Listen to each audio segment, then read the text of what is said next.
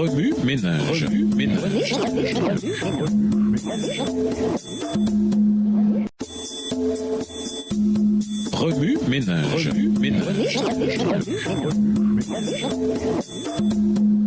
Bienvenue dans votre émission. Remue ménage. Nous voilà à la leçon de mardi, un appel à se souvenir. Lisons Galates 4, les versets 12 à 20.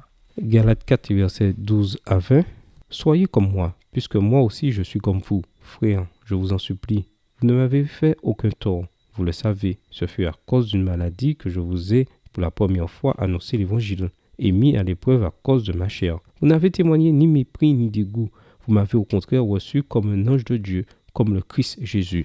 Où donc est l'expression de votre bonheur? Car je vous rends ce témoignage que si cela avait été possible, vous vous seriez attaché les yeux pour me les donner. Suis-je devenu votre ennemi en vous disant la vérité? Verset 17. Le zèle qu'ils ont pour vous n'est pas pur, mais ils veulent vous détacher de nous, afin que vous soyez zélés pour eux. Il est beau d'avoir du zèle pour ce qui est bien et en tout temps, et non pas seulement quand je suis présent parmi vous. Mes enfants, pour qui j'éprouve de nouveau les douleurs de l'enfantement jusqu'à ce que Christ soit formé en vous, je voudrais être maintenant auprès de vous et changer de langage, car je suis dans l'inquiétude à votre sujet. En lisant l'Épître aux Galates, il peut nous être difficile de concevoir qu'autrefois, les lecteurs de Paul avaient soif de Dieu et débordaient d'enthousiasme à son sujet. Paul réitéra le même message, malgré la façon dont il avait auparavant visité cette église. N'étant pas immunisés contre la désobéissance, les croyants de la Galatie furent la proie des mensonges d'autres missionnaires, lesquels prêchaient que l'observation de la loi est le moyen de salut. Ces croyants devinrent tellement attachés à la loi que Paul dut marteler que le salut par grâce n'a rien à voir avec l'observation de la loi. Son puissant appel pastoral dans Galates 4, les versets 12 à 20, était essentiellement un appel à se souvenir, l'utilisation d'une doctrine puissante et la preuve historique pour persuader les Galates de revenir au jour de la puissance et de l'obéissance, où ils savaient que le salut ne s'obtient que par le Christ. Dans Galates 4, verset 12, Paul écrivit spécifiquement « Frères, je vous en supplie, devenez semblables à moi, puisque je me suis fait semblable à vous. Vous ne m'avez causé aucun tort. » En grec, le mot « devenir » ginomai signifie venir à l'existence ou naître.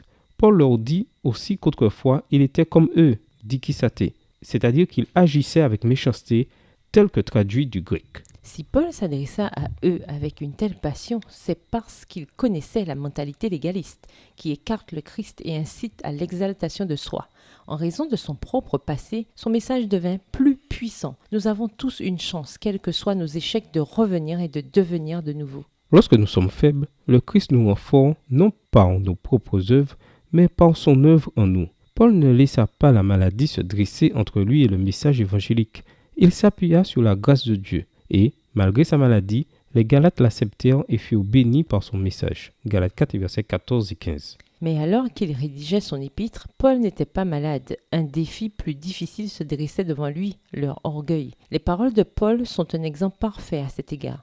Lorsque nous sentons que les moyens de prêcher l'évangile sont rares ou qu'il y a peu de réceptivité, c'est alors que nous devons le prêcher le plus et dépendre des provisions divines. Paul n'abandonna pas. Il savait que les Galates seraient en colère. Il disait la vérité même quand elle faisait mal. Galates 4, verset 16.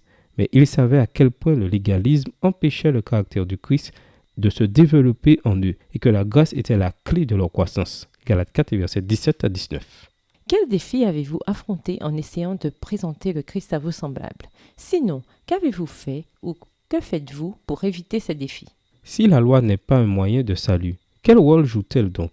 Comment donner à la loi sa valeur sans devenir pour autant des légalistes comme les Galates? Au revoir. Et à demain si Dieu veut. Remue ménage. Remue ménage.